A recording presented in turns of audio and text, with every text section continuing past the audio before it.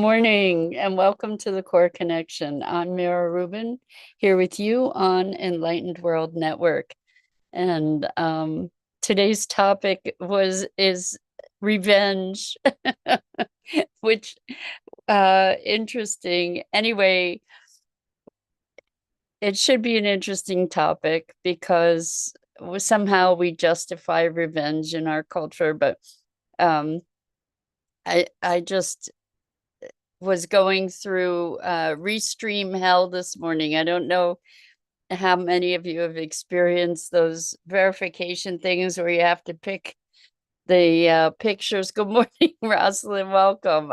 I'm making apologies for being so late to get on this morning because I got caught in Restream Hell, where the verification process is where you have to pick all these images, and it just kept going and going and going. And anyway, it's always when I'm running short on time that these things pop up. It's pretty funny. Anyway, before we get started, let's take a minute or two to just get present. So let's take a deep breath in through your nose and hold it. And imagine clean, crisp oxygen flooding your lungs, flowing into your bloodstream, nourishing all your cells, all your organs, bringing vital life energy to your body and being. And as you exhale, exhale any tension, stress, negativity, fatigue. And now let's take another deep breath in through your nose and hold it.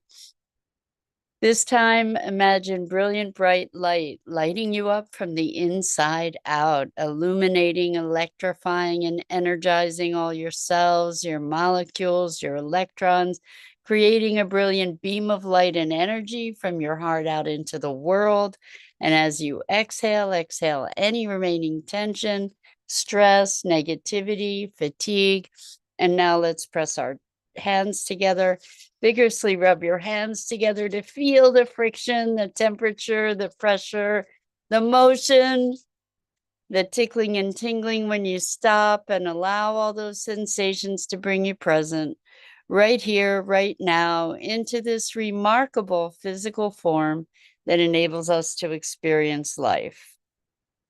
Welcome, welcome, welcome. So, we're talking about we're talking about revenge. I had a conversation with someone yesterday who was just savoring the idea about of revenge, just to get revenge. And it just we discussed it, it's like, well, what is it? What's going on with you that you want to get revenge? And what would that revenge accomplish?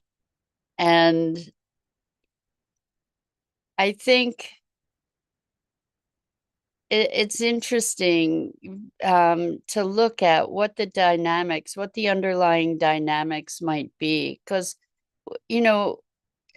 an eye for an eye, we all end up blind kind of idea. What this system of revenge, if we think about war and conflict and it's kind of a zero-sum game. It's not something that leads to anything positive ultimately. There's this deep sense of having been wronged, and that having been wronged justifies our wronging of another. And it's an interesting paradigm. It's an interesting thing to look at, born of our domination and control system. Revenge is a way of trying to reclaim power somehow. Why would we want to seek revenge? Because we felt that we'd been wronged in some way. And maybe we felt powerless, or we felt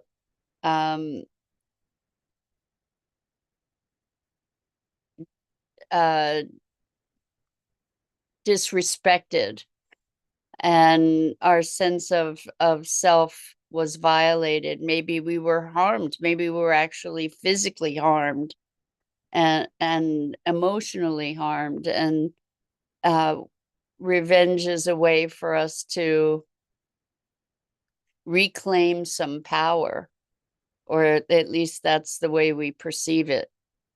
And that we're justified in hitting back. And maybe we are. However, ultimately, where does that get us? And it's an interesting question, because we're in very fraught times, and we're confronting a lot of big issues in the world, and there's a lot of political foment and anger, and somehow in our anger we feel that we're justified to be treating others poorly and without respect. And I'm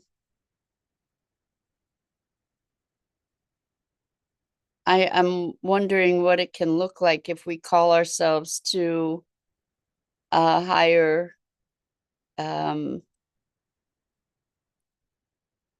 higher sense of values, and what might we create that could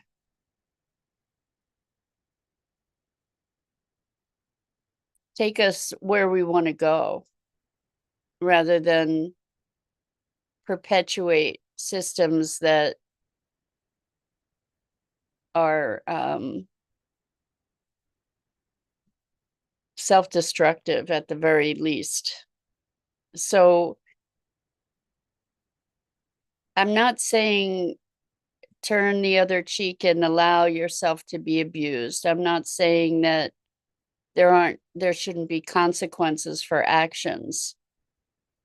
But this notion of revenge would drive different consequences. And revenge itself has its own consequences, as does anger. When we harbor anger toward another, who does that anger hurt? It hurts us. And then when we act on it, then that can hurt someone else as well, right? But what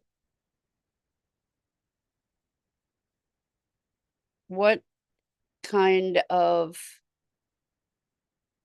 resolution can we seek that is not based on revenge?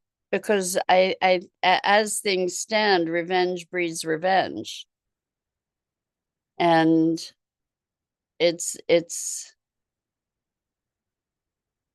not something. It ends up with everybody being hurt. And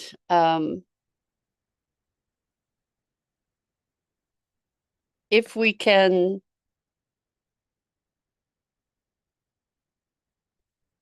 take action. So in this situation, there was what was going on was that this person felt very disrespected, having made a contribution to an organization, not a money contribution.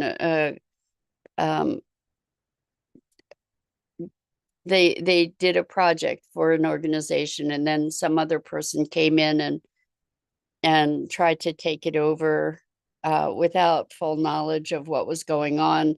The details aren't that important, but the person who did the project felt very deeply disrespected. And so they were out for revenge. And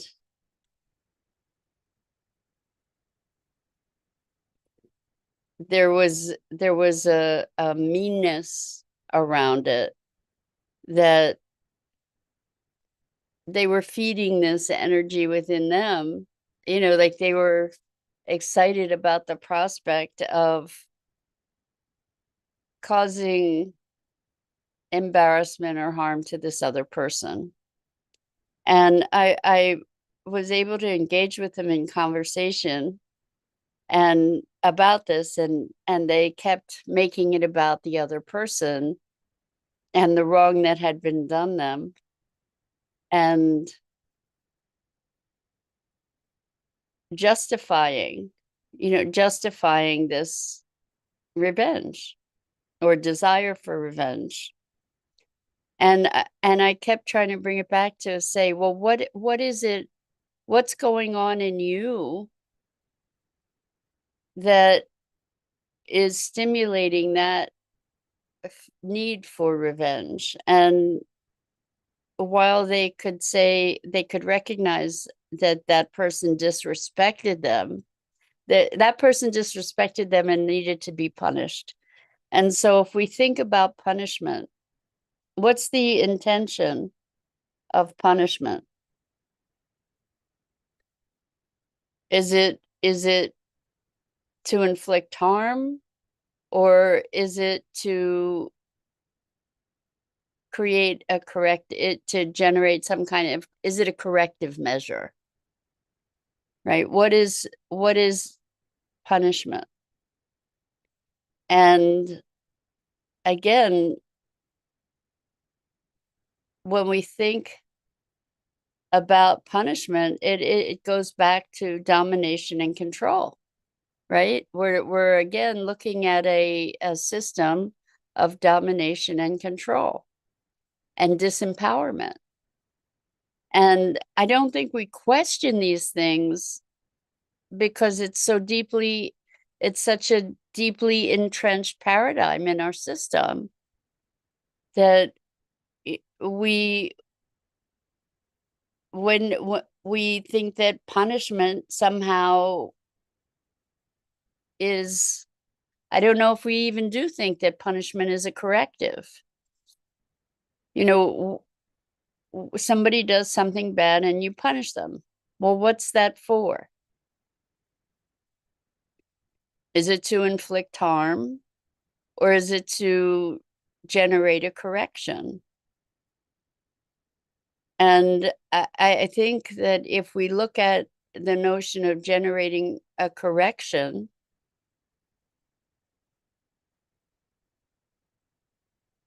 then there is a very different approach. I mean, if we look, and I think it's interesting to question these things, if we look at our system of crime and punishment, like someone kills someone and locking them up for a certain period of time is punishment. And I wonder, are we just trying to mitigate the potential harm by locking this person up? And if so, what happens when they get out? Is that harm mitigated?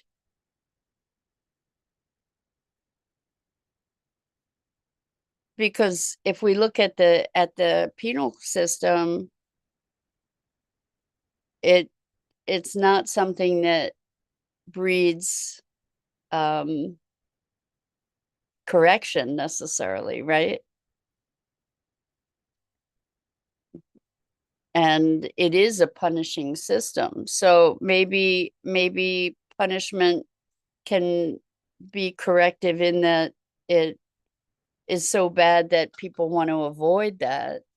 But maybe there's another way that is reflective of the values that we want to nurture. And I think that it challenges us to be exploring different ways of being, like a timeout for a kid that's acting out, for instance. A timeout can be a good thing to just be able to get a breath, to be able to take a beat. I believe in certain indigenous cultures, there's a circle where the intention is to create healing, to recognize that when a harm is done, the person doing the harm, there's also harm there. There's also healing for the person who's done that harm. And relating to humans as humans, to be relating to one another through our humanity, reconciliation kind of idea, rather than retribution. It's a very different way of thinking and approaching an issue, to be engaging on a human level rather than an authoritative power and control kind of level. And we're conditioned to that kind of culture, the domination and control culture, the othering and threat and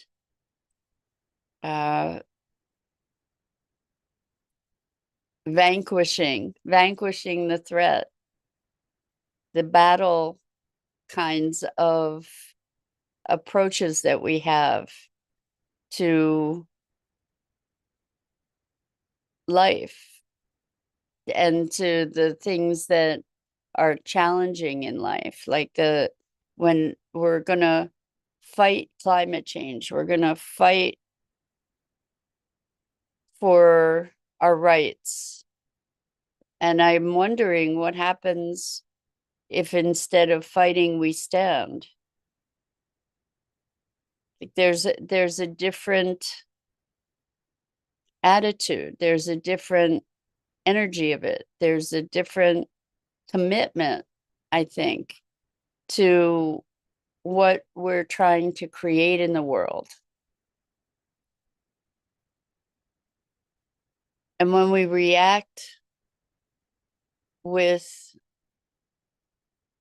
anger and a call to vengeance, it's an opportunity to look inside ourselves to say, well, what is it that's motivating that response in me? Why am I wanting to lash out?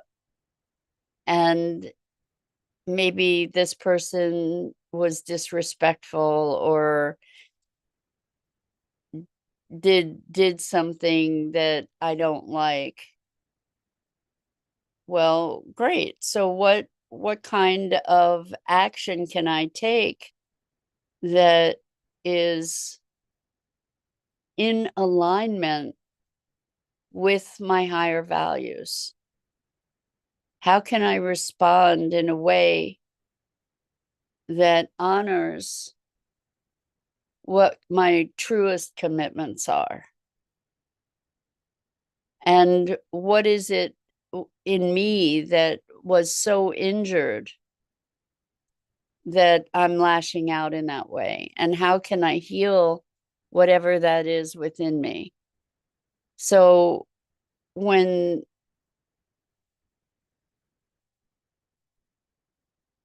it's not like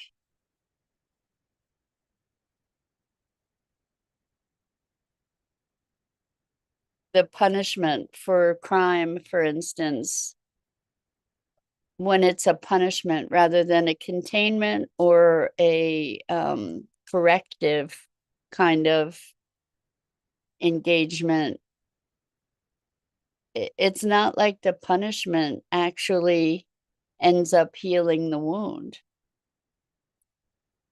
I think it's an interesting thing for us to be looking at and to be questioning in our response.